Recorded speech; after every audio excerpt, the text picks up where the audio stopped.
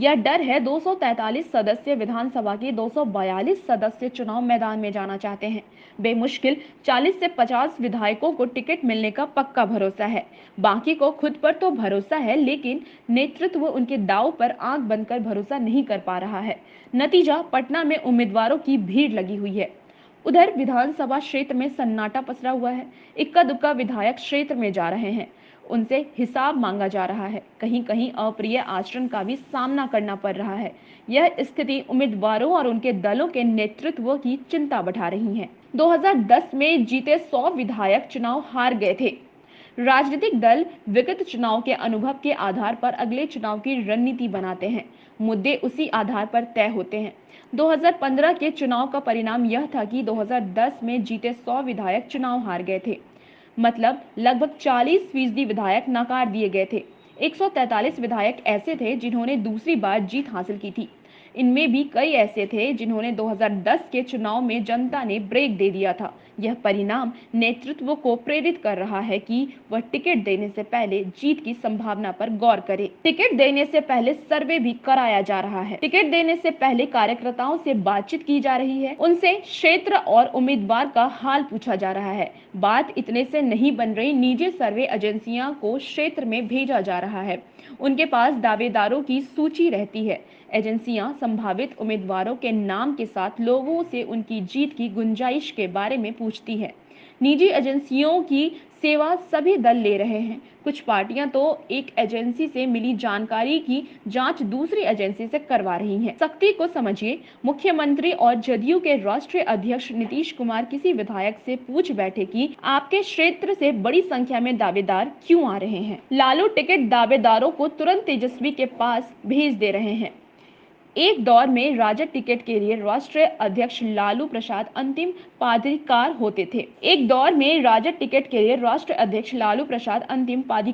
थे। इन दिनों जितने लोग अपना बायोडाटा लेकर लालू प्रसाद से मिल रहे हैं, वह उसे तुरंत विपक्ष के नेता तेजस्वी यादव के पास अग्रसित कर दे रहे हैं। अपनी ओर से वह कोई भी आश्वासन नहीं दे रहे हैं। बदला हुआ समीकरण। ऐसे तो भाजपा और जदयू का गठबंधन अपने आप में अपराज्य रहा है। 2005 में सरकार गठन के बाद 2010 में विधानसभा का चुनाव हुआ तो राज्य सरकार के झोले में उपलब्धियां की भरमार थी।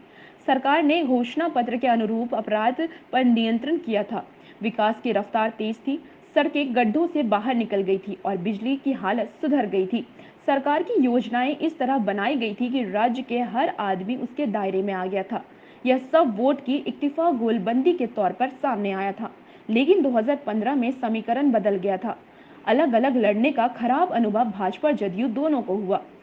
अब जबकि दोनों एक दूसरे के साथ आ गए हैं, तो 2015 के परिणाम के विश्लेषण में यह भ्रम आज भी कायम है कि उसमें राजद और कांग्रेस का कितना योगदान था। यह भ्रम एनडीए के साथ साथ राजद और कांग्रेस को भी है। 100 नए विधायकों में सबसे अधिक राजद में आए। उसमें 47 ऐसे विधायक हैं जो पहली बार 2015 में चुनाव जीते। कांग्रेस में इसकी संख्या 13 थी, लगभग 50%। लोजपा में 2, रालोसपा में 1, भाजपा के 17, जदयू के 14 और एआईएमआईएम के 1 अलावा एक निर्दलीय एवं एक सीट पर भाकपा मामले भी जीत हुई थी।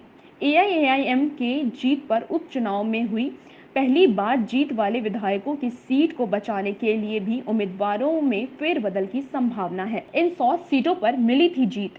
वाल्मीकि नगर, नरकटियागंज, बगहा, चनपटिया, बेतिया, नरकटिया, हरसिद्धि, गोविंदगंज, केसरिया, पिपरा, चिरैया, ढाका, रीगा, परिहार, सुरसंड, सीतामढ़ी, रौनी, सैदपुर, हरलाखी, बेनीपट्टी, मधुबनी, झांझरपुर, लोहा, त्रिभुवनागंज, रानीगंज, फरारवीगंज, अररिया, जोकीहाट, किशनगंज, पूर्णिया, बड़ारी, कोढ़ा, बिहारीगंज, सहरसा, सिमरी, बख्तियारपुर, बेनीपुर, बहादुरपुर, केवटी, जाले, मीनापुर, बोचहा, सकरा, कुटनी, काटी, बेरूराज, बैकुंठपुर, जीरादेही, रघुनाथपुर, दरौंदा, महाराजागंज, तरैया, छपरा, अमनौर, लालगंज, वैशाली, महुआ, राघोपुर, महनार, उजियारपुर, मोरवा, मोहद्दीनगर, तेहरा, बेगूसराय, बखरी, अलौली, बिहपुर, पीरपौती, कोटिरिया, बड़बीघा, राजगीर, इस्लामापुर, हिलसा, बख्तियारपुर, दीघा, मसौदी, पालीगंज, विक्रम, संदेश, बड़हरा, आरा, अगीगांव, तरारी, जगदीशपुर, शाहपुर, ब्रह्मपुर, बक्सर, रामगढ़, नोखा, जहानाबाद, मुकदुमपुर, गोहा, ओबरा, कटुम्बा, औरंगाबाद, गुरुआ, टिकारी, रजौली, सिकंदरा और चकाई। अगर आपको हमारा वीडियो पसंद आया हो तो इसे लाइक करें, सब्सक्राइब करें और साथ ही बेल आइकन दबाना ना भूलें।